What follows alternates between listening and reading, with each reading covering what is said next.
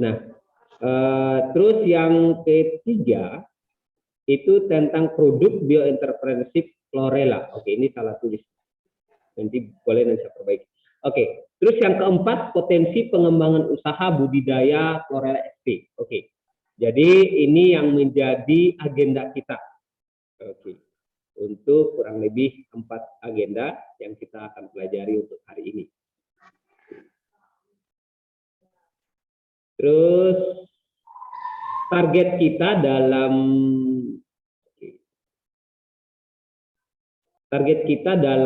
perkuliahan ini adalah kita dapat menganalisis produksi dan peluang usaha budidaya di bidang chlorella. Ini salah tulis ya, di bidang budidaya jenis alga hijau.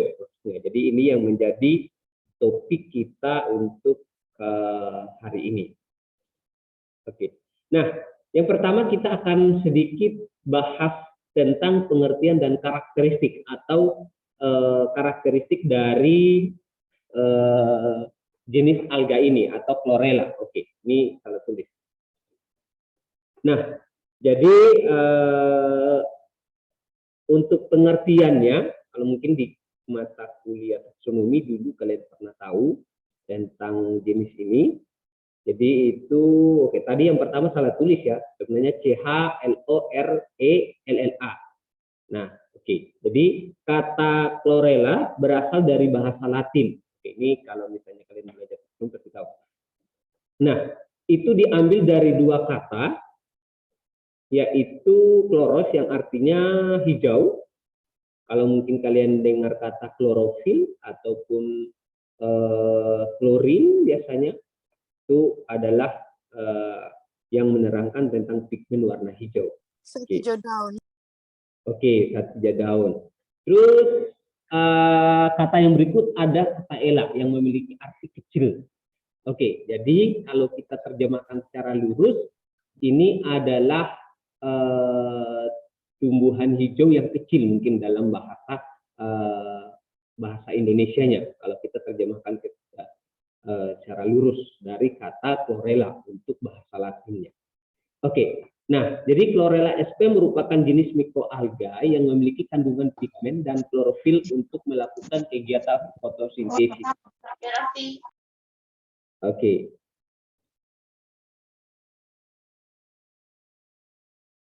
Nah, jadi secara penjelasan secara ilmiah dari arti Latinnya, itu adalah salah satu jenis mikroalga yang memang memiliki kandungan pigmen warna hijau atau klorofil untuk melakukan kegiatan fotosintesis. Oke, kenapa ada SP di belakang? Ada yang bisa menjelaskan kenapa ada kata SP di belakang? Dalam mungkin secara umum, dalam satu nama jenis tumbuhan secara ilmiah, kenapa harus ada SP di belakang? SP itu menandakan tentang apa?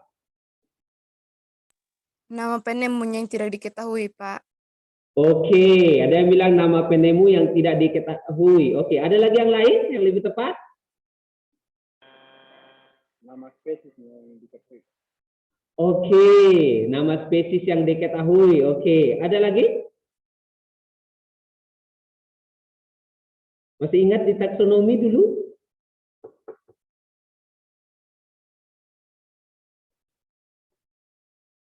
Oke, ada yang bilang. Oke, jadi yang tepat adalah kalau misalnya kalian lihat kode SP di setiap, kecuali kalau kata L, misalnya Santalum album kayak gitu, L ada L di belakang, itu biasanya adalah identifikasi terhadap penemu atau biasa di dalam penulisan karya ilmiah. Tapi kalau ada kode SP di dalam satu jenis tanaman itu menandakan bahwa spesies ini lebih dari satu. Oke, tadi ada yang bilang menandakan spesies. Jadi kalau ada kode SP adalah satu jenis chlorella itu dia ada berapa varietas kayak gitu dari jenis ini sehingga dia ada kodenya kayak gitu. Ada kode SP itu menandakan tentang kode spesiesnya kayak gitu. Oke, itu di mata kuliah taksonomi kalian pernah dapat. Oke, kita next dulu. Nah, jadi chlorella adalah saya lidah Taylor nih. Nanti mungkin kalau saya salah sebut istilah ini, oke, soalnya saya lidahnya saya agak kalau nyebutin S yang berdobel agak susah, sama nyebutin CHL itu agak Taylor nanti. Agak maksudnya kurang bagus penyebutannya. Oke. Jadi ini adalah salah satu pakan dasar biota yang ada di perairan termasuk ikan. Oke, pada dasarnya sebenarnya kalau kalian belajar tentang mikroalga atau alga hijau itu chlorella adalah salah satu jenis mikroalga yang memang hidup di perairan. Oke, jadi biasa dikenal secara umum adalah alga hijau. Dia adalah salah satu makanan buat ikan, oke, atau jenis biota laut ya. Nah, jadi chlorella merupakan produsen dalam rantai makanan makhluk hidup untuk kaya akan gizi. Oke, jadi pada intinya sebenarnya ini adalah salah satu dalam tingkatan rantai makanan dalam satu ekosistem, dia masuk dalam kategori produsen. Oke, jadi dalam struktur rantai makanannya dia masih dalam kategori produsen untuk satu biota laut gitu. Nah, jadi bentuk sel dari chlorella bulat atau bulat telur merupakan alga bersel tunggal atau uniseluler dan kadang-kadang bergerombol. Oke, ini bergerombol ya. Ini ketiknya typo banyak. Oke, jadi dia salah satu jenis yang jenis alga yang bersel tunggal. Sebenarnya untuk jenis alga banyak ya. Ada yang makro, ada yang mikro, kayak gitu. Nah, sedangkan chlorella ini dia masuk dalam alga yang mikro atau mikroalga, kayak gitu. Nah, dia merupakan bersel satu atau tunggal, terus dia uniseluler dan kadang-kadang tipnya juga bergerombol. Oke, itu chlorella. Oke, yang berikut klasifikasi dari chlorella sp adalah sebagai berikut. Oke, dia ada di filum Chlorophyta, dia jenis alga. Terus kelasnya adalah Chlorophyceae, terus ordonya adalah Chlorochoeles, terus familinya adalah Ochiphaceae, dan genusnya adalah Chlorella. Oke, jadi genusnya Chlorella, spesiesnya adalah Chlorella sp. Nah, ini menandakan jenis ini adalah memiliki banyak spesies kayak gitu dari jenis alga ini. Nah, jadi kalau misalnya kalian searching di internet banyak jenis varietas dari atau spesies dari chlorella itu sendiri kayak gitu. Nah, hari ini kita lebih bahas tentang chlorella yang memang salah satu jenis alga yang cukup bermanfaat dan memiliki banyak potensi untuk budidaya, kayak gitu. Nah, baik dalam produksi makanan dan lain sebagainya. Nanti kita bisa lihat satu-satu. Nah, untuk diameter dari chlorella sp ini berkisar antara 2 sampai 8 mikron. Oke. Dinding selnya keras terdiri dari selulosa dan pektin. Sel ini mempunyai protoplasma yang berbentuk cawan. Oke, jadi dia cukup kecil. Kalau misalnya kalian lihat kasat mata mungkin hanya satu titik kalau dengan ukuran 2 sampai 8 mikron. Kalau kita bisa lihat dengan alat mikroskop, jadi kita bisa lihat struktur selnya dalam jenis ini. Nah, jadi dia cukup halus, makanya dia dikategorikan sebagai alga yang masuk dalam mikro atau mikroalga. Oke. Jadi bentuknya mungkin seperti ini kalau bisa kalian lihat, kecil sekali. Oke, kalau dia struktur hidupnya mungkin seperti ini. Kalau kalian jalan-jalan di daerah perairan, pasti kalau orang awam akan bilang, oh kayak lumut hijau kayak gitu. Dia modelnya kayak lumut. Tapi dia bukan lumut, dia masuk dalam tumbuhan alga. Oke, kalau lumut beda. Nah, jadi bentuknya akan seperti ini, halus seperti ini. Jadi kalau kalian perhatikan. Oke, kita bisa lihat habitatnya. Untuk habitat dari mikroalga ini adalah mampu tumbuh dan berkembang pada semua tempat atau lingkungan. Dia bersifat kosmopolit, terkecuali pada tempat atau lingkungan yang sangat ekstrim atau krisis untuk kehidupan makhluk hidup. Oke, Jadi sebenarnya untuk jenis chlorella ini dia cukup bisa beradaptasi ataupun hidup di berbagai jenis lingkungan, kayak gitu. Lebih di daerah-daerah perairan karena dia memang habitat aslinya adalah daerah perairan, kayak gitu.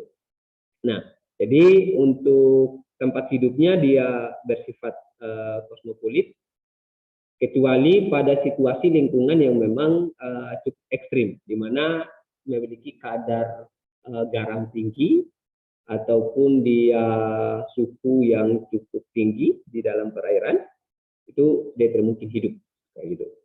Oke. Terus mikroalga ini dapat hidup pada salinitas 0 sampai 34 ppt. Oke, jadi ini kode ppt. Nah, pada salinitas 10 sampai 2 ppt adalah salinitas optimum pada pertumbuhan mikroalga.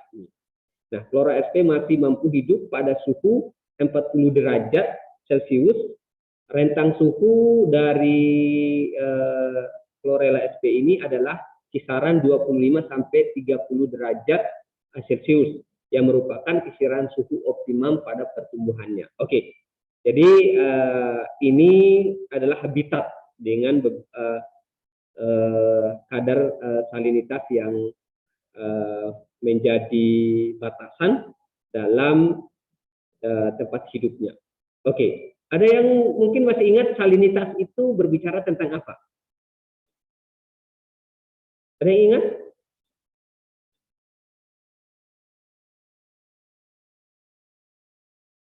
Rambu mayang, mayang sari? Kadar keasaman air, Pak. Oke, Alfiona, kadar keasaman air atau biasa dikenal dengan konsentrasi garam di dalam air. Oke, atau kadar keasaman air itu biasa disebut dengan salinitas. Jadi untuk mikroalga kurang lebih dia hidup di kadar garam atau kadar keasaman kurang lebih 0 sampai 3 ppt. Oke, tapi kalau misalnya kalau kita berbicara tentang keasaman, kita akan melihat kode pH. Tapi di sini adalah berbicara tentang konsentrasi garam di dalam air, sehingga satuannya adalah ppt atau satuan untuk tingkat konsentrasi garam di dalam air. Oke, nah jadi ini untuk habitat dari mikroalga ini atau Chlorella SP. Oke, kita coba lihat untuk sistem reproduksinya, supaya nanti kalian punya gambaran bagaimana melihat dari situasi untuk budidaya mikroalga, kayak gitu. Jadi potensinya seperti apa? Kita coba lihat reproduksinya.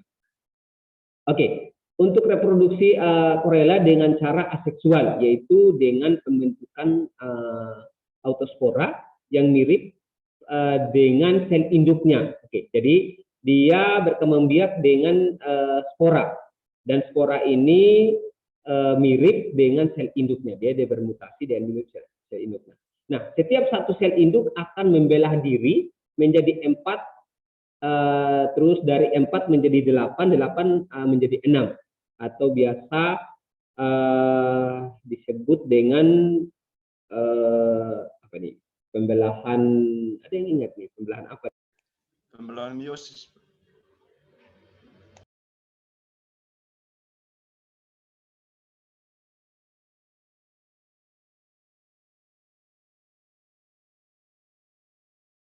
Tidak ada suara, Pak. Tidak ada suara, Pak. Tidak ada suara, Pak. Oke.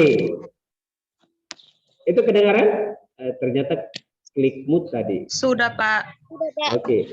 Nah, jadi dia proses pembelahannya seperti dari 4 ke 8 sampai seterusnya. Dan nantinya akan menjadi sel-sel anak yang kemudian akan melepaskan diri dari sel induknya. Jadi dia untuk proses reproduksinya adalah dengan cara membelah diri atau diistilahkan dengan reproduksi aseksual. Oke.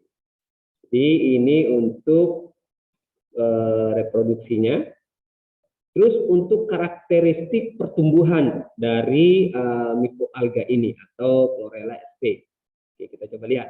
Nah, yang pertama untuk karakteristiknya adalah tahapan pertumbuhan pada tahap ini sel chlorella tumbuh menjadi lebih besar. Oke, kalau tadi dalam proses pembelahan ya, saya udah gambarannya untuk dari. Terus dalam tahap berikutnya dia akan mengalami yang namanya pertumbuhan setelah dia memisahkan diri dari sel induknya, setelah dia membelah. Nah, jadi tahapan pertumbuhan itu pada tahap ini sel chlorella tumbuh menjadi lebih besar. Oke, jadi perkembangannya lebih besar dari proses pembelahannya. Terus yang kedua itu tahap pemasakan awal. Nah, pada tahap ini terjadi peningkatan aktivitas sel yang merupakan persiapan awal pembentukan autospora atau sel anak. Oke, jadi setelah dia mengalami yang namanya tahap pertumbuhan, yang berikut dia akan mengalami proses atau tahap pematangan selnya yang nanti akan menghasilkan lagi autospora atau kotak spora di dalam sel tersebut. Terus yang ketiga yaitu tahap pemasakan akhir. Oke. Nah, yang ketiga adalah tahap pemasakan akhir. Pada tahap ini terjadi pembentukan autospora atau sel induk muda. Oke. Jadi tadi dari proses pematangan sel sporanya atau pembentukan awal sel spora, terus dia akan mengalami yang namanya pembentukan sel spora yang induk atau sel yang muda. Terus yang keempat itu tahap pelepasan autospora atau pelepasan sel. Pada tahap ini dinding sel induk akan pecah dan terlepas yang akan tumbuh menjadi sel baru. Oke, jadi karakteristik atau mekanisme pertumbuhan dari chlorella ini seperti ini. Jadi nanti kalau misalnya kita bisa kembangkan proses budidayanya, mungkin kalian bisa lebih kuasai untuk strukturnya atau proses perkembangbiakan dari chlorella ini. Karena kalau kita berbicara tentang budidayanya, pasti kita akan tidak terlalu jauh dengan proses perkembangbiakan atau pertambahan banyak dari atau perkembangan dari chlorella sp. Oke. Jadi ini adalah karakteristik yang kita bisa lihat dalam proses perkembangan dari chlorella. Oke, nah jadi itu tadi gambaran sedikit tentang beberapa karakteristik dari mikroalga ini atau chlorella. Oke, nah sekarang kita akan sedikit bahas tentang bidang usahanya atau biasa dikenal dengan budidaya chlorella sp. Oke, jadi sebenarnya potensi ini cukup sudah banyak dikembangkan. Kalau mungkin kalian searching beberapa artikel mengenai tentang potensi budidaya ini cukup banyak yang ulas. Bahkan mungkin nanti kalau misalnya kalian mau teliti juga tentang suhu ataupun tentang keadaan di Sumba ataupun jenis chlorella yang di Sumba itu spesiesnya apa, kalian boleh teliti atau mungkin ada yang mau ambil skripsi tentang ini. Risetnya cukup gampang di lab, tidak terlalu banyak keluar anggaran. Mungkin kalau riset tentang ini kita cuma butuh pupuknya saja atau hormon untuk menjaga stabilitas perkembangbiakan dari chlorella. Mungkin kalian bisa teliti juga tentang hormon alami yang kita bisa gunakan untuk proses perkembangbiakannya. Oke, ini cukup menantang sih sebenarnya kalau kalian mau skripsi tentang ini. Oke. Sebenarnya tergantung kalian mau basicnya di mana ya. Saya cuma kasih ide-ide saja. Yang belum punya topik skripsi boleh bisa di apa istilahnya? Di survei dulu artikel-artikel yang membahas tentang ini supaya kalian punya gambaran. Oke, sebenarnya kalau semakin kalian baca, kalian akan semakin mengerti jalurnya seperti apa. Nah, kenapa kita mengalami kesulitan selama ini kalau kita kadang saya susah nyari judul skripsi. Sebenarnya bukan di susah nyari judulnya, tapi kita kurang membaca, kurang literasi untuk melihat potensi-potensi apa yang kita bisa teliti, kayak gitu. Oke, kalau kita semakin membaca artikel pasti banyak kita bisa lihat. Oke, itu sudah satu poin nih. Kalau ada yang mau catat, boleh nanti bisa diskusi hal apa yang kita bisa teliti dari satu mikroalga ini. Oke, risetnya mungkin di dalam lab. Kalau yang suka lab, it's okay. Ini juga untuk lapangan boleh.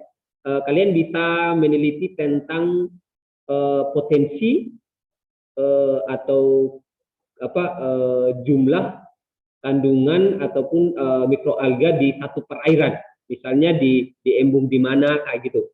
Kalian bisa teliti kayak gitu, potensinya pertumbuhan seperti apa kayak gitu. Kalian boleh karena di Sumba banyak embung. Oke, jadi kalian bisa eksperimen murni juga bisa dengan chlorella. Oke, jadi untuk bibitnya itu banyak yang jual sebenarnya bibitnya. Terus secara alami di Sumba ada, saya pernah lihat untuk bibitnya. Oke, nah kita coba lihat untuk segi budidaya dari mikroalga ini. Nah, ada dua jenis yang kita bisa lihat dalam pembudidayaan mikroalga. Yang pertama ada dalam skala laboratorium, yang kedua skala massa atau skala lapangan. Oke, jadi dua ya. Kita bisa lakukan dalam bentuk lab atau dalam satu ruangan kecil. Mungkin kalau untuk mau riset ataupun penelitian, kita bisa menggunakan lab. Kalau mau budidaya besar, mungkin kita menggunakan yang tipe lapangan. Oke, kita coba lihat. Untuk skala laboratorium. Nah, dalam budidaya chlorella di skala laboratorium digunakan wadah berupa ini Erlenmeyer ya, yang kotak besar. Kalau misalnya kalian di lab itu ada, tapi ukurannya ada yang macam-macam ya, tergantung ukuran biasanya kotak ini. Terus hasil budidaya pada skala laboratorium pada umumnya digunakan sebagai stok untuk budidaya massal. Oke, ini juga kalian bisa meneliti tentang potensi penyediaan bibit chlorella di Pulau Sumba. Oke, ini bisa juga diteliti potensinya seperti apa.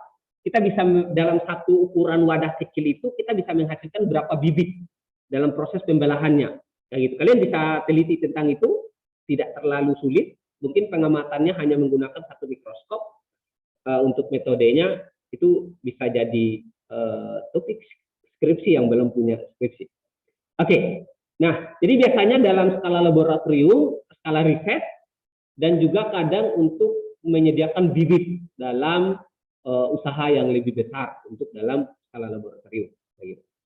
Terus dalam kegiatan budidaya skala laboratorium, wadah terus dibersihkan dan disanitasi. Oke, ini harus dalam wadah yang steril ya. Kalau kalian mau melakukan proses perkembangbiakan pada chlorella dari bibit, terus dia akan berkembang nanti.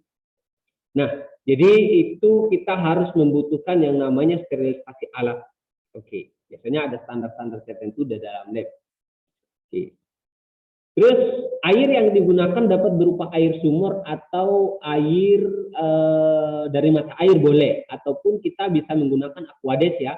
Kalau dalam skala penelitian boleh menggunakan aquades. Tapi kalau kita menggunakan air sumur ataupun air mata air, kita harus melakukan yang namanya sterilisasi air.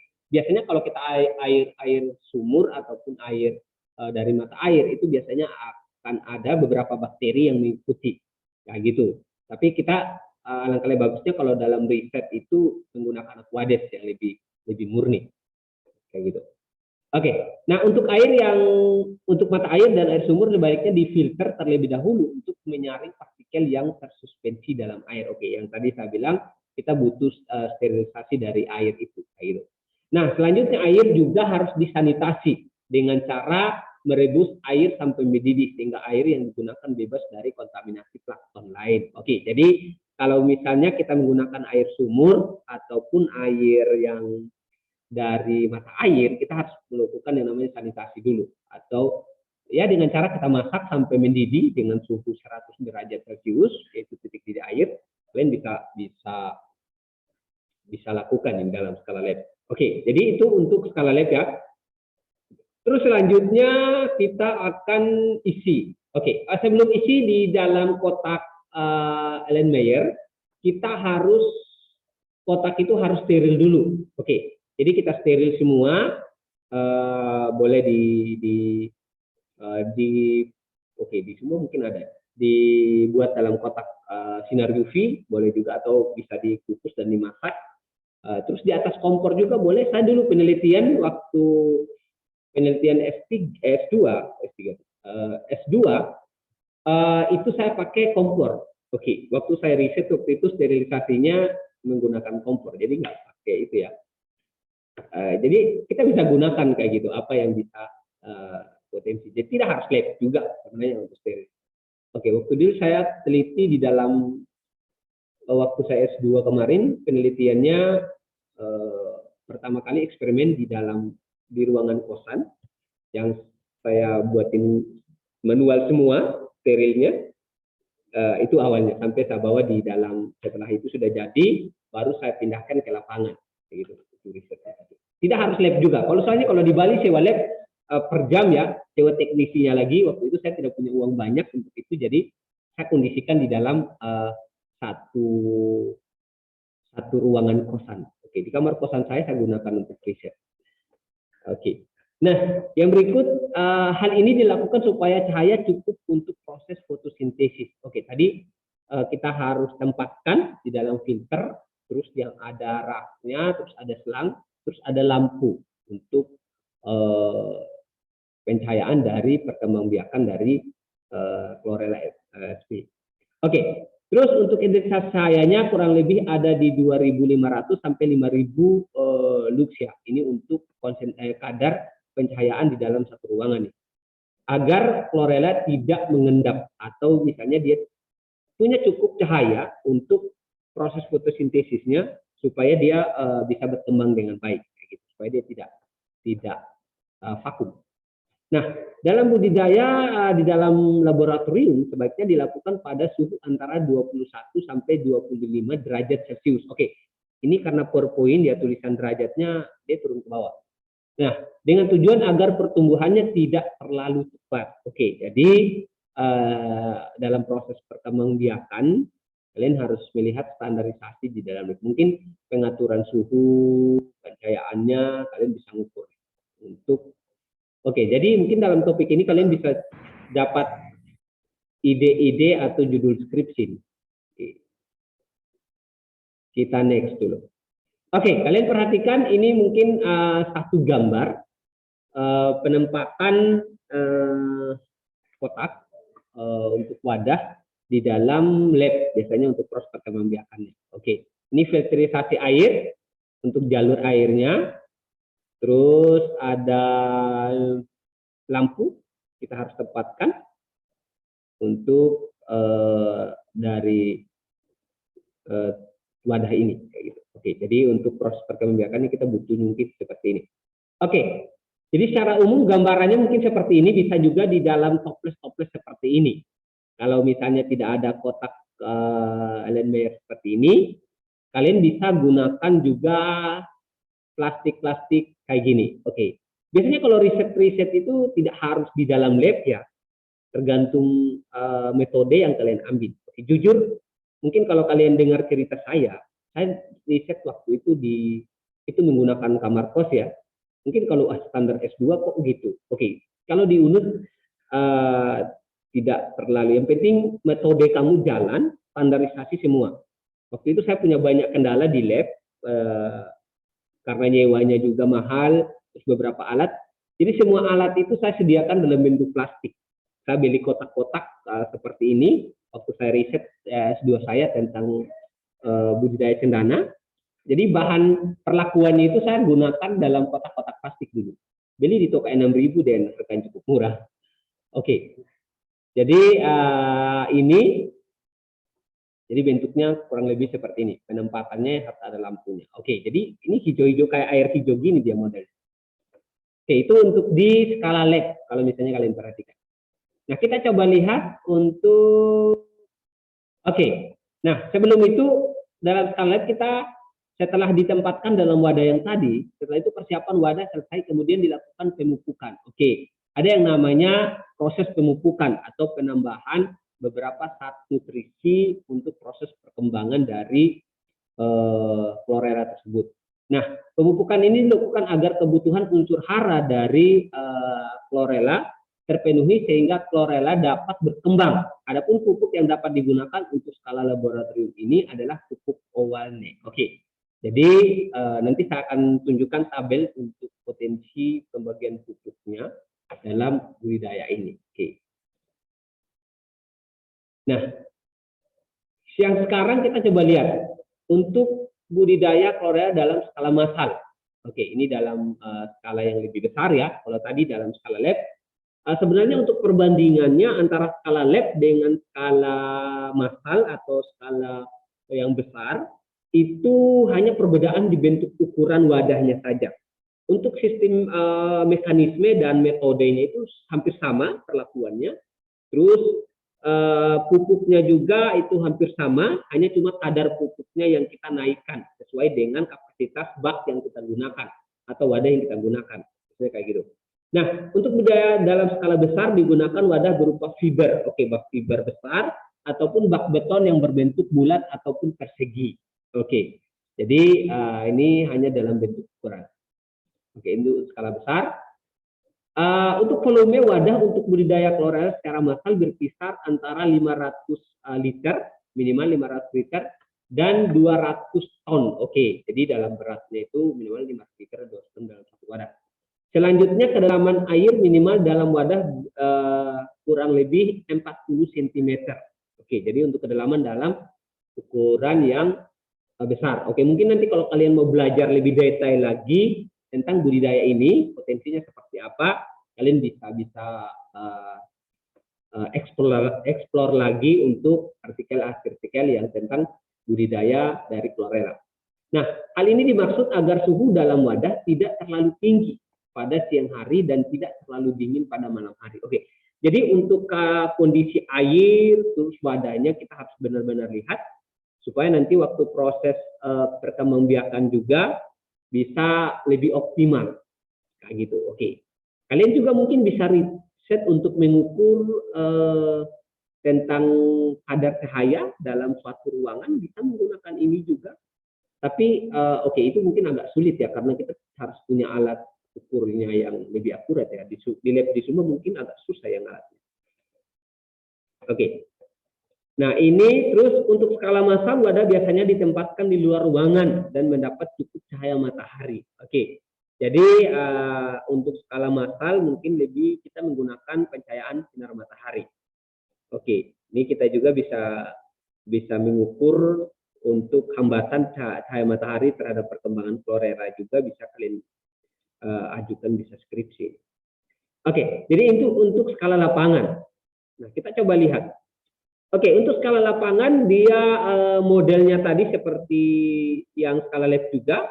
Dia menggunakan selang aerasi atau selang udara kayak di akuarium. Kayak gitu dia modelnya, tapi akuarium biasanya ditempatin di dalam untuk penguapan. Tapi ini hanya akurasi untuk menyalurkan oksigen di dalam bak penampung kayak gitu. Itu untuk terus ini ada bak kultur biasanya. Oke, untuk proses perkembangbiakannya kita bisa menggunakan kayak gini, atau fiber pun bisa, kita bisa kayak gitu. Ataupun kalau ya tergantung produksi, kalau misalnya memang harus besar sekali pasti buat wadah yang lebih besar ya dibandingkan dengan yang skala lab. Oke, nah jadi ini sedikit contoh atau gambaran untuk produksi skala lab dari skala lapangan atau skala massa dengan budidaya chlorella kayak gitu. Oke.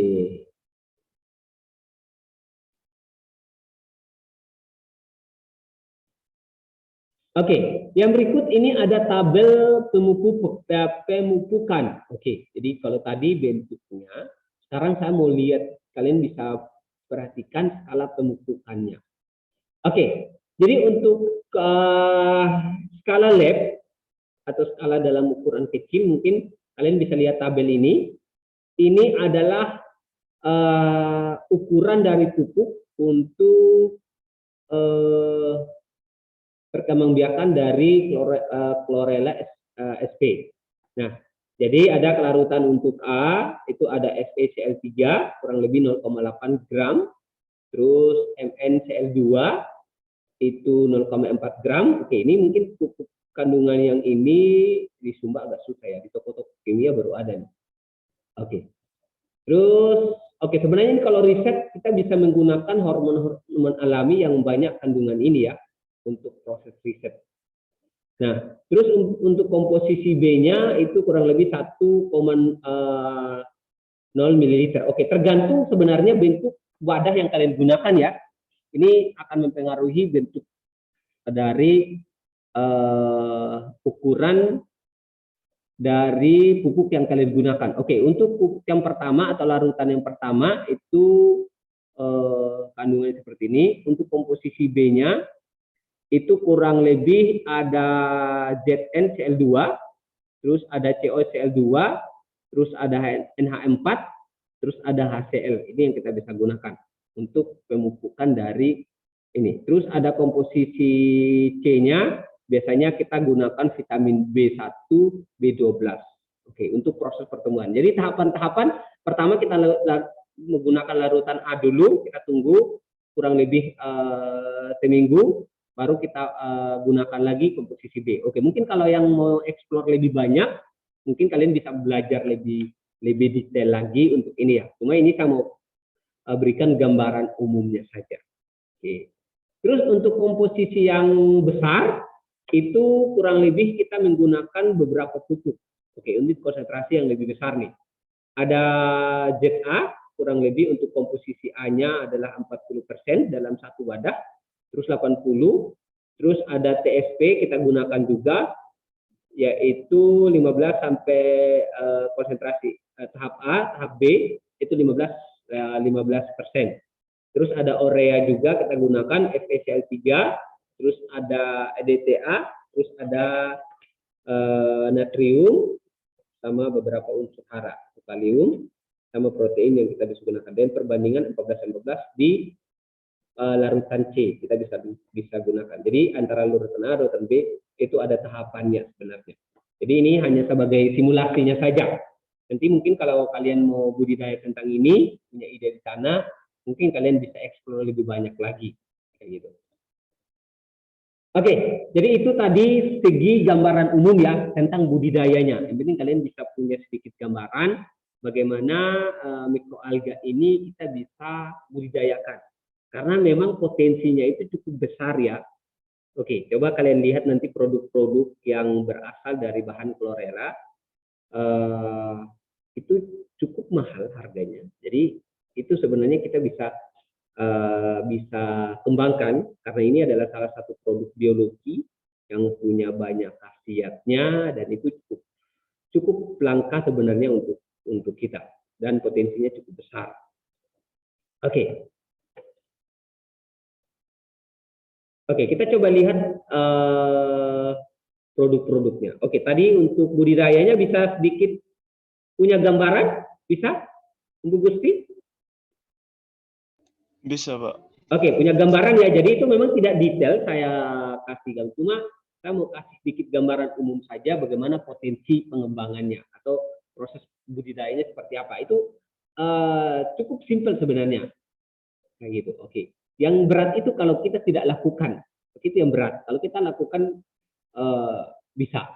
Kayak gitu. Oke, itu hanya gambaran. Nanti keputusannya dari kita masing-masing. Kayak gitu. Ini hanya untuk bisa kalian punya gambaran potensi ke depan apa yang kita bisa kembangkan di dunia biologi atau usaha apa yang bisa kita lihat dari progres dunia biologi supaya orientasi kalian ke depan bukan saja untuk ngajar tapi kalian harus berorientasi ke dunia bisnis seperti apa kayak gitu. Apalagi sekarang banyak potensi yang mau dikembangkan di Pulau Sumba. Oke, sampai yang viral sekarang ada pertengkaran masalah tanah, ada daging sapi premium lah kayak gitu. Saya nggak tahu itu premiumnya seperti apa. Saya sampai survei itu, apakah daging sapi di Sumba itu kurang bagus gitu ya? Sampai dibuatkan sampai sepremium mungkin. Padahal sebenarnya saya makan daging sapi, bagus-bagus aja kayak gitu. Bahkan kalau saya lihat sapi di Sumba jauh lebih bagus dari sapi di Jawa ya. Saya cukup membanggakan gitu. Karena memang potensi kita lebih alami daripada menggunakan hormon. Kayak gitu. Oke, jadi saya nggak tahu sampai viral itu masalah itu, tapi ya saya cuma menikmati dan melihat beberapa pandangan-pandangan juga. Tapi saya sedikit bersuara di masalah lingkungan dan itu ranah saya ya. Untuk sapi premium mungkin orang peternakan yang bisa lebih menjelaskan buat kita. Kayak gitu. Oke, nah mungkin ya itu yang kita bisa lihat ke depan, potensi-potensi itu yang kita bisa kaji. Oke, kita coba lihat untuk produknya. Nah, Jadi dari skala produk, chlorella kaya akan nutrisi karena kurang lebih 60%-nya adalah protein dan mengandung 9 asam amino esensial. Oke, ini yang sudah diketahui. Oke, mungkin nanti jenis yang lain, ini kan chlorella sp dengan kode sp ya. Jadi masih banyak jenis yang lain atau varietas yang lain dari genus chlorella. Nanti kita bisa teliti juga kandungan yang ini, mikroalga yang ini berapa, kayak gitu. Oke, mungkin mikroalga yang berasal dari rumput laut atau mungkin yang ada di air tawar, kita bisa teliti.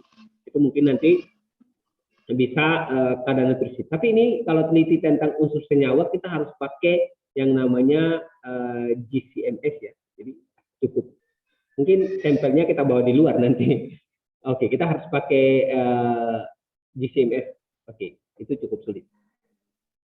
Terus asam amino dibutuhkan untuk otot, kulit, dan rambut, tetapi tidak bisa dihasilkan oleh tubuh manusia. Karena itu mengkonsumsi suplemen ini sangat dibutuhkan. Oke, jadi sebenarnya asam amino secara alamiah tidak langsung diproduksi oleh tubuh. Beda dengan beberapa zat yang memang sangat bermanfaat. Itu kita butuh dari luar. Dalam hal ini kita bisa memanfaatkan dari beberapa tanaman yang mengandung asam amino. Bahkan sebenarnya kalau untuk kadar asam amino di dalam buah-buahan itu cukup sedikit sekali ya untuk kadar, kecuali dari bahan-bahan organik yang sudah habis riset mungkin bisa banyak. Oke. Nah, chlorella juga mengandung asam lemak omega 3 yang menjaga kesehatan pembuluh darah dan fungsi otak. Oke, jadi ini beberapa khasiatnya yang kalian bisa lihat supaya nanti ini bisa jadi tolak ukur kita. Terus ada nutrisi lain di dalam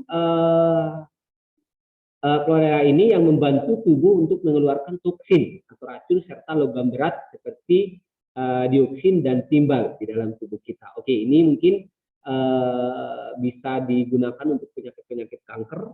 Jadi bisa untuk yang mau lebih cantik mungkin bisa menggunakan ini.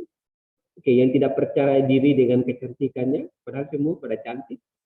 Oke, itu mungkin bisa gunakan, ini sangat bermanfaat. Oke, nanti coba lihat produk-produknya. Nah, yang berikut karena kandungan dan manfaatnya yang berlimpah, chlorella dapat disebut sebagai superfood. Oke, jadi ini disebut sebagai salah satu makanan yang paling dicari. Oke. Nah, mungkin yang sistem sebenarnya untuk semua alga sih menurut saya punya potensi besar, baik yang mikro maupun yang makro ya. Kalau makro mungkin kalau yang jalan-jalan di pantai ada rumput laut, ada banyak kan yang jual rumput laut itu kalian bisa itu kandungan nutrisinya cukup besar sekali. Oke. Terus yang berikut ada kadar zat besi dan kalium yang tinggi untuk mencegah anemia. Oke. Nah, chlorella memiliki kadar zat besi dan kalium yang tinggi sehingga dapat mencegah anemia pada ibu hamil. Oke, biasanya kalau ibu hamil kan dia kekurangan darah banyak ya, jadi agak sedikit itu potensi TB. Tapi kita bisa gunakan dengan makan jenis alga ini untuk membantu. Nah, chlorella juga kaya akan vitamin C yang merupakan salah satu vitamin esensial pada masa kehamilan. Oke. Selain untuk kesehatan kulit, juga ini sangat dibutuhkan untuk nutrisi bagi ibu-ibu hamil. Oke. Jadi kalau ada teman-teman yang mau kok yang mau hamil ya. Oke, jadi bisa konsumsi ini kayak gitu. Ke depan kan pasti semua menikah ya. Ada di antara kita yang sudah menikah kayak gitu. Oke. Dan ada juga yang mau menikah kayak begitu. Jadi ya kita menuju ke sana kayak gitu. Jadi ini kita bisa lihat nanti. Nah, terus yang berikut vitamin C ini dibutuhkan oleh bayi maksudnya si kecil untuk menyerap zat besi serta membentuk kulit yang sehat. Nah, ibu yang sedang hamil juga memerlukan agar sistem imunitas tetap optimal. Oke, jadi ini sangat cukup bagus sekali. Bahkan ada produk-produk yang berasal dari mikroalga yang cukup dikonsumsi oleh ibu hamil ya. Salah satunya adalah spirulina. Oke, itu salah satu produk yang memang dikhususkan untuk ibu hamil. Oke, jadi kalau bapak-bapak tidak boleh minum itu. Sebenarnya bisa ada kandungan lain sih, tapi spirulina dianjurkan untuk ibu hamil kayak gitu. Tapi kecuali bapak-bapak mau hamil, Oke, next. Nah, yang berikut ada dia mengandung kadar antioksidan yang memiliki efek anti-aging. Oke, ini teman-teman yang kurang percaya diri dengan kulit yang sudah glowing, gitu, tidak terlalu percaya diri main TikTok di depan kamera, ini mungkin bisa dikonsumsi daripada kalian menggunakan skincare yang dari MS Glow, MS Glow, Kedas Beauty kayak gitu. Mungkin itu ya, ini yang sering buka TikTok mungkin tahu produk-produk itu ya. Yang cewek-cewek lebih tahu ya. Oke, saya mungkin hanya lihat-lihat aja kayak gitu. Jadi yang punya banyak kandungan sintetik mungkin dihindari ya, supaya teman-teman yang biasanya kan kita daerah panas di Sumba ya. Kadang kalau kita pergi di sawah terus nanti apalagi tidak menggunakan sunblock ya, kalau di Sumba jarang. Kadang ya kurang percaya diri teman-teman kayak gitu. Kita bisa gunakan yang alami, yang herbal kayak gitu, supaya bisa membantu nutrisi di dalam kulit kalian. Oke, kita coba lihat. Nah, jadi ini salah satu yang memang mengandung antioksidan tinggi, yaitu dapat menghindarkan kita dari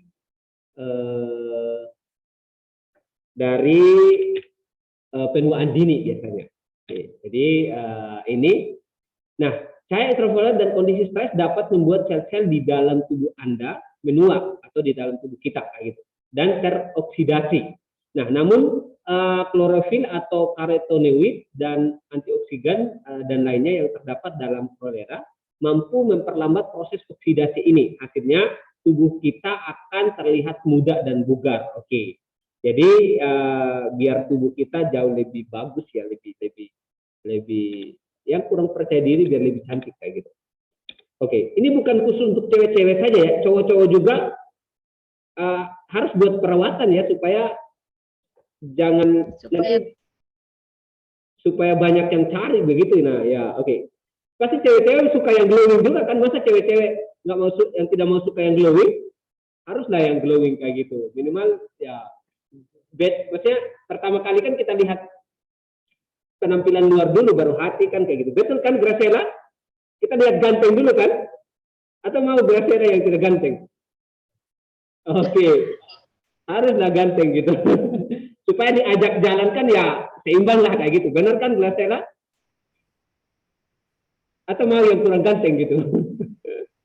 Biasa saja. Intinya Oke, aku senyum-senyum ini. Oke. Oke. Nah, jadi memang kita harus kayak supaya memang ini salah satu potensi yang cukup bagus untuk menghindari yang namanya produk-produk dari yang non biologi yang menggunakan sintetik, itu bisa kita terhindar kayak gitu. Nah, yang berikut, selain untuk kecantikan, suplemen ini juga efektif dalam mencegah penyakit yang disebabkan oleh gaya hidup. Oke, seperti tadi, mungkin gaya hidup yang terlalu TikToker kayak gitu, sering main TikTok di panas matahari, itu bisa dibantu dengan suplemen ini. Terus antioksidan dari chlorella dapat mengurangi produksi senyawa anti-aging, oke, yang menyebabkan komplikasi pada penderita diabetes. Oke, chlorella juga menurunkan kadar gula darah dengan cara meningkatkan sensitivitas tubuh terhadap insulin. Oke, jadi ini beberapa manfaat dari produk ini atau dari suplemen dari yang berasal dari chlorella. Oke, ini salah satu untuk saya. Oke, ini beberapa produk mungkin kalian bisa lihat. Oke, tadi itu kandungan-kandungan ya. Oke, boleh nih yang mungkin yang cewek-cewek atau yang rambu-rambu, Umbu juga boleh bisa lihat ya. Ini salah satu, ini bukan iklan produk ya. Nanti kalian bilang, ini Pak juga iklan produk. Ini bukan iklan produk, tapi ini saya mau tampilkan beberapa produk ini. Ini saya bukan karena dapat endorse ya. Oke, jadi saya sengaja tampilkan. Nanti dikira saya dapat endorse lagi, tidak bagi-bagi deh teman-teman. Oke, nah ini ada satu produk yaitu yang namanya Kilatro Metal Detox. Oke, ini lebih ke arah untuk yang ibu-ibu ini. Oke, supaya wajah lebih glowing, supaya muka lebih cantik kayak gitu. Oke, supaya harus cantik gitu. Biasanya cowok-cowok sekarang itu gengsinya tinggi-tinggi, kalau tidak cantik harus maksimal untuk cantik. Minimal cantik wajah, kalau tidak cantik hati ya. Kalau tidak cantik wajah, cantik hati lah kayak gitu. Oke, supaya berimbang. Oke, jadi ini salah satu. Terus ini harganya ya teman-teman ya, harganya itu 450.000. Oke. Ini kalau skala mahasiswa mungkin agak gelek kepala ini, 450.000 dengan satu botol seperti ini cukup mahal ini. Oke, tapi kalau untuk Graciela mungkin bisa lah saya untuk bisa dibeli. 450.000. Bisa, Pak. Oke, Graciela bisa beli ini. Oke, jadi ini untuk jadi ini 450.000 cukup mahal ini. Oke, terus yang berikut ada Natur Chlorella. Ini juga untuk kesehatan rambut, kesehatan kulit juga. Ini untuk digunakan untuk maskeran kulit, juga untuk yang ibu-ibu ini atau yang nona-nona, yang gadis-gadis atau yang rambu-rambu juga bisa gunakan ini. Oke, ini cukup murah dibandingkan dengan yang detox. Itu harganya kurang lebih 173.000. Oke, ini mungkin teman-teman yang cowok mau kasih hadiah buat cewek, boleh buat pacar mungkin bisa beli ini ya. Terjangkau lah, berkorban untuk cewek kayak gitu. Oke, daripada kalian stalking IG-nya nona-nona, mendingan stalking pacar sendiri kan bagus. Oke. Yang berikut ini ada klorofil. Oke, ini adalah salah satu produk yang memang di level semua orang ya, baik anak-anak, cewek maupun yang cowok. Ini bisa. Ini suplemen untuk kesehatan. Oke, ini cukup banyak yang jual. Ini berasal dari mikroalga juga atau dari chlorella. Oke. Saya sebut chlorella ini agak sulit ya. Mungkin kalau teman-teman agak nanti mungkin ya artinya kalian bisa tangkap sendiri ya dan ikut kata-kata saya. Karena ini agak lidahnya agak susah ngomong ini. Oke. Jadi ini klorofil harganya 275. Ini ya cukup terjangkau. Untuk kesehatan mungkin kalian bisa ya daripada masuk ke rumah sakit biaya mahal, apalagi kalau tidak di cover oleh KIS. Oke, macam contoh saya tidak ada KIS waktu itu beberapa kali. Saya ada KTP dan akta kelahiran itu adalah saya 2020 kemarin. Kebayang nggak? Tidak punya akta kelahiran. Oke, buat akta kelahiran harus melalui beberapa sidang. Oke, ini harus sidangnya waktu itu saya harus pergi ke Wengapu untuk sidang untuk buat akta kelahiran. Oke, jadi makanya agak susah dapat waktu urus BPJS dan lain sebagainya, agak susah. Cuma waktu itu saya kuliah pakai KTP tembak, jadi tidak terdaftar di Dukcapil ya karena tembak. Oke, jadi 2021 baru saya urus. Nah, terus yang berikut ada lagi ini Igama Chlorella. Ini juga adalah suplemen untuk kesehatan. Oke, dia harganya kurang lebih 360. Ini biasa digunakan oleh cewek-cewek nih. Oke, ini dia berbentuk kapsul. Oke, mungkin di Shopee mungkin ada. Oke, di Shopee, di Tokopedia, di Bukalapak. Oke, ini saya survei untuk statistik produk ya. Jadi ada laba, kalau misalnya kalian perhatikan yang hijau-hijau ini adalah Bukalapak, Lazada, Tokopedia nih. Oke, ini bukan endorse di online shop ya. Oke, jadi ini beberapa produk. Terus ada lagi yang berbentuk bubuk. Ini ada organik chlorella powder. Ini biasa digunakan dicampurkan pada makanan, pada bayi. Ini cukup bagus. Oke, harganya 295. Tambah ongkir mungkin sekitar 320.000 ya. Tambah ongkir kalau beli di Tokopedia atau Lazada. Oke. Kok ini kayak jualan ini? Oh, tambah ongkir. Oke, 295 ya harganya. Di pasaran online nih. Saya cek yang pasaran online ya. Kalau di offline-nya mungkin jauh lebih mahal ya. Di Wengapu mungkin agak sulit ya posisi. Ya, online ya. Sekarang zaman online ya bisa tidur-tiduran kayak gitu. Oke. Bahkan cewek pun bisa pacaran online kayak gitu. Oke, jadi serba online kayak gitu. Oke, itu intermezzo aja ya. Oke, terus ada lagi yang namanya spirulina. Oke, yang seperti saya bilang tadi, ini juga cocok untuk yang mama-mama muda. Oke, yang sudah menikah bisa pakai spirulina ya untuk kesehatan bayi, kesehatan ibu juga kayak gitu. Yang mau menikah boleh dibeli juga ya. Mungkin ada di antara kita yang mau cepat menikah, boleh. Oke, jadi tidak ada larangan ya. Tapi kuliah dulu dah, kuliah. Mungkin harus selesaikan S1 baru kalian boleh menikah nih. Yang belum menikah ya. Tapi yang sudah menikah jangan nikah lagi. Saya ngomong begini, kalian mau nikah lagi kan berat gitu. Oke. Apalagi kalau cari orang Sumba lagi, weh, itu belisnya lumayan itu. Oke. Jadi cukup susah. Apalagi tadi sudah konsumsi beberapa energi kecantikan, kan lebih mahal lagi itu. Dari 20 sudah naik 30 ekor, nanti kan itu berat. Oke. Nah, jadi spirulina, terus yang terakhir ada sun chlorella. Ini dalam bentuk tablet. Oke. Jadi ada yang dalam bentuk powder, dalam bentuk cair, terus ada yang dalam bentuk tablet juga. Ini sangat bermanfaat untuk kesehatan kulit. Oke, untuk yang nona-nona yang mau glowing mungkin bisa.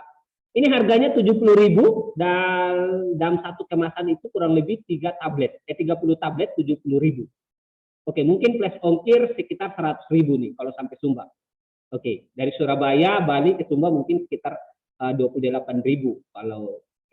Tapi boleh cari nanti yang gratis ongkir, banyak di Lazada atau Shopee. Oke, jadi ini untuk produk-produknya. Oke, ini sudah jam 5. Oke, kita Tidak dengar suara, Pak. Oke. Suara saya? Dengar, Pak. Oke, dengar ya? Iya, Pak. Oke, mungkin jaringan dari teman-teman nih. Kita coba lanjut aja. Oke, saya sambil lihat waktu tadi ini. Takut saya selalu serius ngomong, nanti waktunya overlap lagi. Oke, terus yang berikut ada produk pakan. Oke, kalau tadi produk untuk kecantikan ataupun suplemen untuk makanan, kalau sekarang ini untuk pakan pada budidaya ikan, biasanya digunakan untuk nutrisi dari ikan. Oke, ini ada spirulina khusus untuk ikan ya. Nanti kalian jangan beli lagi yang ada label ikan begini, kalian beli untuk konsumsi, itu berat itu. Bukan nutrisi yang tambah nanti bisa jadi ikan koi nanti. Oke, jadi spirulina yang khusus untuk pakan ikan ya. Jadi dalam bentuk butiran dia. Oke, terus ada juga yang dalam bentuk cair seperti ini. Ini untuk biasa untuk budidaya ikan, mereka gunakan untuk nutrisi ikan. Kayak gitu. Ini untuk pakan alami dari ikan. Oke, ini mungkin boleh nanti orang biologi bisa juga untuk mengukur tingkat produksi dari ikan lele dari menggunakan yang namanya spirulina kayak gini atau mikroalga dari ini untuk bisa melihat kayak gitu untuk produksi ikan lele boleh yang budidaya ikan lele. Di Sumba ada budidaya ikan lele saya lihat kemarin. Oke, ini untuk produk pakan. Terus yang terakhir ada produk dari bioenergi. Oke, mungkin saya pernah di topik tentang bioenergi saya pernah sebut ya, masih ingat? Di mata kuliah di topik tentang bioenergi di Pulau Sumba, saya sempat singgung tentang ini. Oke, ini salah satu penghasil dari biofoil untuk mikroalga. Potensinya cukup besar, ini masih proses perkembangan untuk meminimalisir dari penggunaan energi fosil. Terus bisa dikembangkan juga untuk menghasilkan tabung gas CO2. Oke, jangan lagi kita menggunakan gas hasil CO2 dari reaksi air atau H2O. Kita bisa menggunakan dari mikroalga untuk mengikat CO2 dari hasil fotosintesis dari mikroalga. Kita bisa gunakan. Oke, ini untuk bidang energi. Oke. Nah, jadi itu untuk potensi yang bisa kita kembangkan dalam proses atau produk-produk yang memang kita bisa kembangkan ke depan. Kalau buka usaha ini mungkin cukup besar keuntungannya, pasarannya juga sudah banyak. mungkin di mata pelajaran minggu depan kalian bisa lihat salah satu perusahaan yang memang memanfaatkan banyak tanaman-tanaman maupun untuk bidang-bidang biologi. Nanti besok minggu depan kita belajar lebih banyak tentang perusahaan itu. Nah, sekarang kita masuk ke potensinya. Oke, kalau tadi produknya seperti apa, mungkin itu sudah punya gambaran produk apa yang kita bisa hasilkan. Ini produk yang sudah paten ya, sudah beredar di mana-mana. Walaupun sebenarnya di Indonesia itu produksinya cukup minim, lebih banyak dari Jepang. Kita impor spirulina dari Jepang untuk bahan bakunya. Maunya saya adalah supaya kita punya potensi untuk mengembangkan bahan baku di Indonesia. Kita bisa kembangkan untuk mikroalga ini. Oke, apalagi nanti potensi di Sumba, rencana juga mau dibudidaya tentang ini juga. Kalian bisa masuk di perusahaan-perusahaan yang memang bergerak di bidang biologi. Oke, itu yang kita bisa pelajari. Nah, kita coba lihat. Ini yang terakhir adalah potensinya. Nah, potensi apa yang kita bisa lihat dari usaha ini? Supaya ke depan kalian punya gambaran tentang usaha ini. Nah, saat ini di dunia sudah dikenal luas beragam jenis alga dengan produk utama yang bernilai ekonomi tinggi. Oke, skala dunia, permintaan dari tanaman ini, bahan baku untuk produk-produk itu cukup banyak. Jadi kalian bisa lihat nanti ya supaya potensinya seperti apa kayak gitu. Oke, yang berikut seperti yang tadi saya bilang, salah satunya adalah spirulina. Itu adalah salah satu produk unggulan untuk beberapa jenis tanaman herbal. Itu asalnya dari mikroalga atau dari chlorella. Oke. Nah, jadi jenis mikroalga ini menjadi salah satu bahan baku suplemen kesehatan bagi manusia karena kandungan proteinnya cukup tinggi, kandungan beragam vitamin yang bermanfaat bagi tubuh serta kandungan mineral dan asam lemaknya. Oke, tadi di slide-slide awal saya sudah menjelaskan tentang vitamin ataupun zat gizi yang ada dalam chlorella. Oke, terus alga juga berperan tak kalah penting dalam kegiatan aquaculture. Oke, selain tadi dalam kesehatan, untuk makanan pakan ikan itu lebih menggunakan yang namanya mikroalga. Jadi dia lebih bagus dibandingkan dengan pakan yang sintetik kayak gitu. Nah, jadi itu bisa digunakan untuk pakan ikan kayak gitu. Jadi yang usaha aquaculture ataupun aquaponik mungkin kita bisa gunakan ini mikroalga. Nah, ini salah satu riset yang saya baca ya, ini saya ambil dari beberapa riset yang memang saya cukup cari potensinya seperti apa.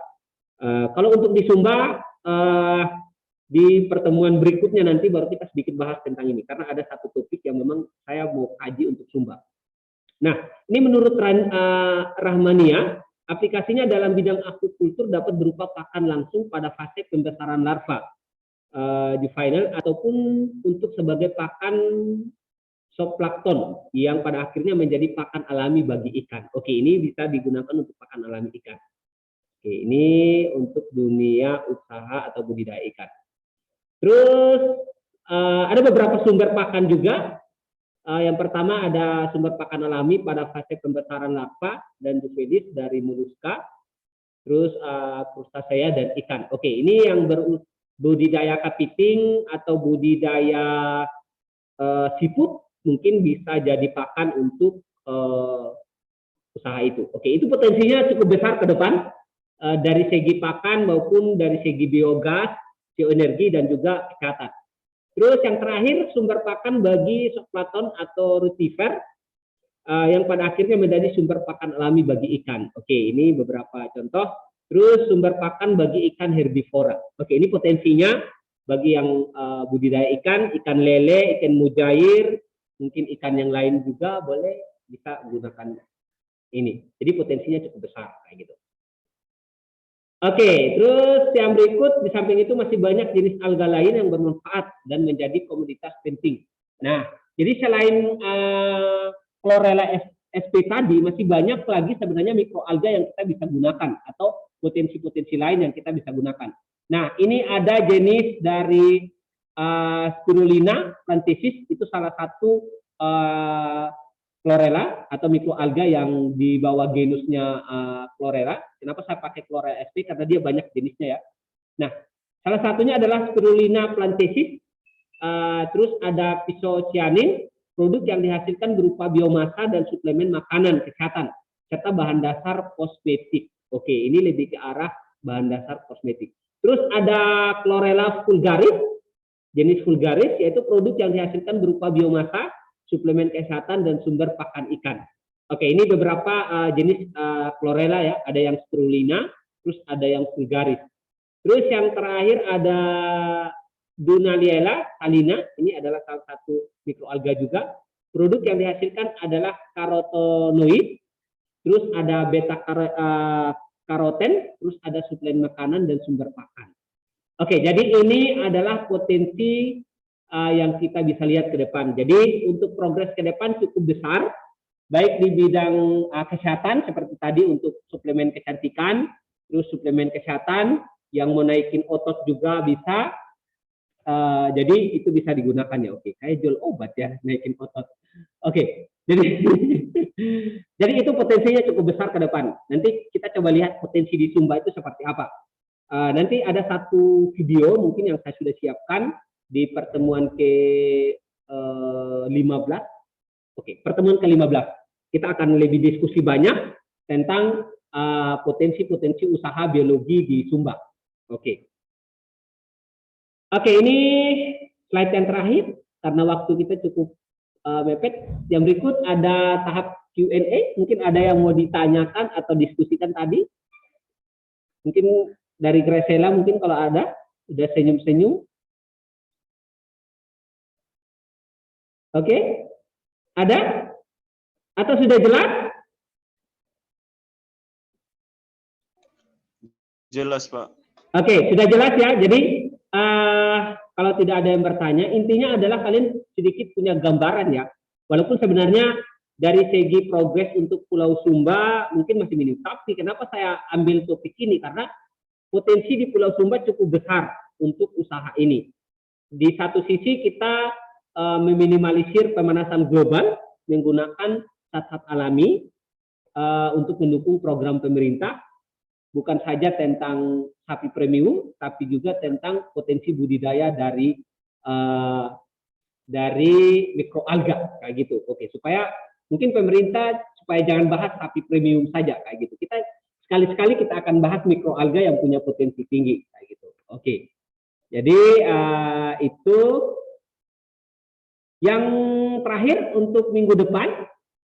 Ini sedikit gambaran buat kita, mungkin siap-siap sesuai progres kita. Minggu depan kita akan bahas satu yang namanya salah satu perusahaan biofarma yang bergerak di bidang biologi.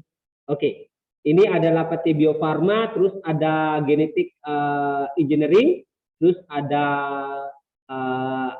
Amgen Engineering. Ini adalah profil-profil ataupun perusahaan-perusahaan yang bergerak di bidang biologi. Oke, jadi nanti kita akan bahas. Ini mungkin survei lapangan buat kalian sesuai kesepakatan kita. Mungkin nanti silakan di searching dulu supaya nanti minggu depan saya akan jelaskan mekanismenya seperti apa buat kalian. Jadi ini untuk minggu depan. Oke, jadi untuk hari ini kita sampai di sini. Yang terakhir mungkin ada yang mau di-sharingkan. Ini karena ini adalah pertemuan yang ke-12. Sebelum kita nanti mepet-mepet, mungkin ada yang mau diskusi. Selama ini mungkin ada yang mau dipikirkan gitu, boleh ada? Mau ditanyakan? Atau semua jelas?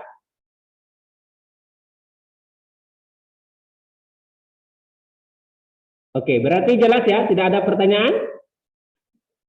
Jelas, Pak. Oke, ini kok takut-takut ini, hanya omong jelas aja nih pada takut-takut nih. Oke, saya sering marah kan buat kalian, jadi kalian takut-takut ngomong. Oke. Oke, kalau tidak ada berarti kita absen karena saya lihat waktu ini. Soalnya tadi ada yang telepon saya. Oke, ini udah mau jam 6. Oke, kita sudah mau mepet. Sebenarnya udah habis waktu dari segi 40 menit secara online ya. Oke, jadi kita absen dulu. Mungkin kalian boleh putar-putar badan yang tegal-tegal sambil tunggu saya. Untuk cari link absennya. Oke, mohon bersabar nih. Untuk kita absen dulu. Oke, sekarang bio entrepreneurship.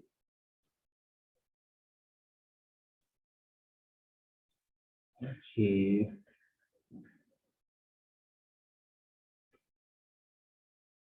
Oke, mohon bersabar ini loadingnya cukup lama ini. Oke.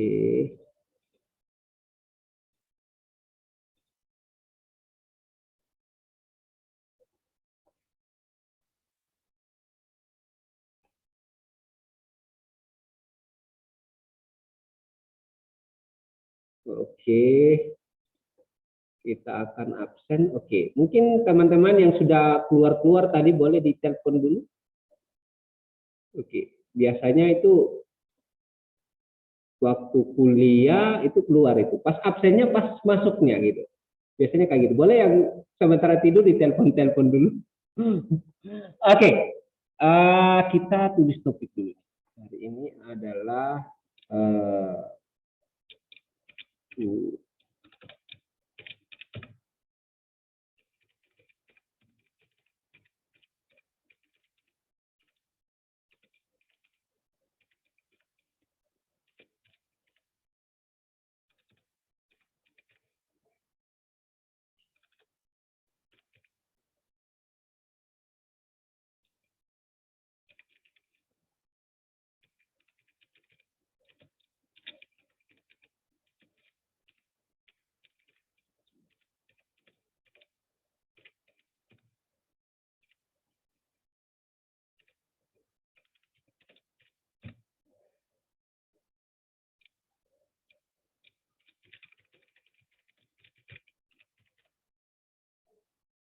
oke. Silakan nanti saya sebut nama, silakan teman-teman bisa kasih reaksi, mungkin pakai jempol atau langsung aktifkan mikrofon boleh. Oke, yang pertama Umbu Pina. Hadir, Pak. Oke, terus Rambu Veronica. Hadir, Pak. Oke, Paulina. Paulina. Paulina ada info tadi Pak bilang ada sakit. Oke, teman-teman yang tahu temannya yang sakit, oke bisa. Soalnya tidak ada yang chat di grup ini tadi ya. Kita coba perhatikan ya. Oke, mungkin yang ada di chat grup boleh nanti info supaya saya jangan lihat lagi. Terus Rambu Erni, Tamar. Hadir, Pak. Oke, Ever, Umbu Ever Agustinus. Oke, terus Yosina. Hadir, Pak. Oke, terus Mariska. Hadir Pak. Oke, terus Agustinus. Hadir, Pak. Oke, terus NC. Rambu NC. Hadir Pak. Hadir Pak. Oke, terus Alicia Andini. Ini jarang ini. Jarang sekali dia. Damianus. Damianus tadi ada. Oke. Rambu Ina.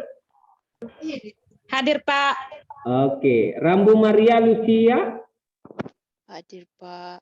Oke. Oskaria. Oskaria. Mana Oskaria ini?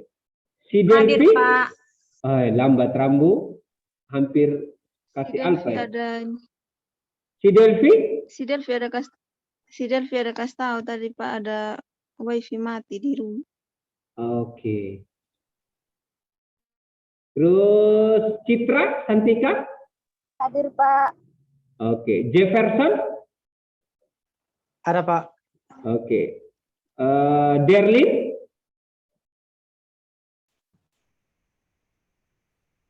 Oke. Derlin? Hadir, Pak. Oke. Graciela? Hampir lewat Graciela ini. Graciela? Hadir, Pak. Oke. Soalnya hampir lewat tadi ini. Langsung lompat di Derlin. Anggri? Hadir, Pak. Oke. Trifonia? Ada, Pak. Oke. Yosiana? Hadir, Pak. Oke. Herlince? Herlince mana nih? Oke. Marlince? Hadir, Pak. Oke. Sintani? Hadir, Pak. Oke. Maria Wanda? Hadir, Pak. Oke. Ani? Ada, Pak. Oke. Marlin? Hadir, Pak. Oke. Desti? Desti Rambu? Mana Desti ini? Carolina? Hadir, Pak. Saya gabung di Gracela, Pak. Oke, terima kasih Rambu. Oke, siapa dia? MCAT? Hadir, Pak. Oke. Firdaus? Hadir, Pak. Oke. Obed? Hadir, Pak. Oke. Simpson? Simpson? Mana Simpson ini? Lydia? Hadir, Pak. Oke. Marcelinus? Hadir, Pak. Oke. Ramana? Oke, Ramana tadi HP panas. Oke. Lika Emu? Hadir, Pak. Oke. Esiana? Hadir, Pak. Oke. Nevesi? Nevesi? Hadir, Mana Nevesi? Pak. Oke, ini hampir salah klik ini. Mayang Sari? Hadir, Pak. Oke. Octavianus? Hadir, Pak. Oke. Natania? Hadir, Pak. Oke. Yurti? Hadir, Pak. Oke. Terus Umbu Sem? Ada kehabisan paket tadi, Pak. Ada info. Oke. Tadi ada sempat join ini. Oke. Miati? Hadir, Pak. Oke. Anita? Hadir, Pak. Oke. Yunita? Hadir, Pak. Oke. Alfiona? Hadir, Pak. Oke. Julianus? Hadir, Pak. Oke. Ako? Hadir, Pak. Oke. Anggreni? Hadir, Pak. Oke. Ada yang saya belum sebut nama? Teman-teman, ada? Oke, berarti sudah semua ya? Oke, kita simpan dulu. Oke, kalau tidak ada lagi untuk kuliah kita sampai di sini. Kita akan berjumpa lagi minggu depan. Minggu depan itu adalah topik tentang salah satu perusahaan besar di Indonesia. Mungkin nanti kalian bisa survei lapangan. Terus di pertemuan ke-13, pertemuan ke-13, 14 itu ada kaitan. Nanti di pertemuan ke-13 kita akan lebih banyak berdiskusi tentang potensi di Sumba. Terus pertemuan ke-14, 14 sama 15 itu kita akan buat satu kajian untuk potensi di Sumbar. Itu nanti kita bisa diskusi sama-sama. Nanti kalian bisa kasih ide-idenya seperti apa. Kita bisa banyak diskusi untuk ke depan seperti apa. Terus ke-16 itu baru kita uas. Oke, kita akan selesaikan. Kita usaha akan selesai sebelum libur Natal di tanggal 22. Kalian bisa lebih rileks. Habis itu masuk Januari kita akan uas supaya kalian ya menikmati masa liburan Natal kayak gitu. Oke, mungkin liburan ada yang mau ke kampung atau mungkin yang sudah di persiapan minggu-minggu waktu ibadah Natal mungkin bisa. Oke. Kalau di sini tidak ada libur ya. Kalau di Bali belum tahu pasti nih ada libur atau tidak. Saya sebenarnya berusaha mau ke Sumba ini, bisa ketemu kalian, cuma tidak sempat ini. Oke, nanti saya akan usaha mungkin di bulan Januari atau Februari kebetulan ada satu kegiatan di Sumba, mungkin kita bisa ketemu di sana. Oke, kalau tidak ada lagi, saya minta satu orang. Atau mau ada yang mau bertanya terakhir? Ada? Tidak ada lagi, Pak. Oke, kalau tidak ada, Jelas. saya minta Umbu Agus berdoa buat kita untuk menutup perkuliahan kita hari ini. Oke, silakan. Baik, Pak. Jadi teman-teman, dosen sebelum kita mengakhiri semua rangkaian akhir kegiatan kita, mari kita satu dalam doa. Kita berdoa. Tuhan Yesus, terima kasih Bapa atas penyertaan-Mu. Engkau sudah melindungi kami, di mana kami memulai awal kegiatan proses belajar mengajar kami hingga pada akhir. Tuhan, berkatilah seluruh rangkaian hidup kami, apapun yang kami pelajari hari ini, boleh menjadi pedoman bagi hidup kami. Tuhan, inilah doa dan sembahyang kami. Haleluya. Amin. Oke, terima kasih buat Umbu Agus yang sudah. Sama-sama, Pak. Saya panggil Umbu Agus apa Umbu Gusti nih? Saya dengar tadi Graciela panggil Gusti. Atau khusus untuk Yes, Graciela Gusti Yes. gitu? dipanggil Gusti, Pak. Biasanya panggil Gusti ya? Iya, Pak. Oke, takutnya saya kira itu panggilan spesialnya Graciela buat Umbu jadi Sama saja, Pak. sama aja. Oke. Berarti saya boleh juga panggil Umbu Gusti atau apa? Ya, supaya bagus lah kayak gitu.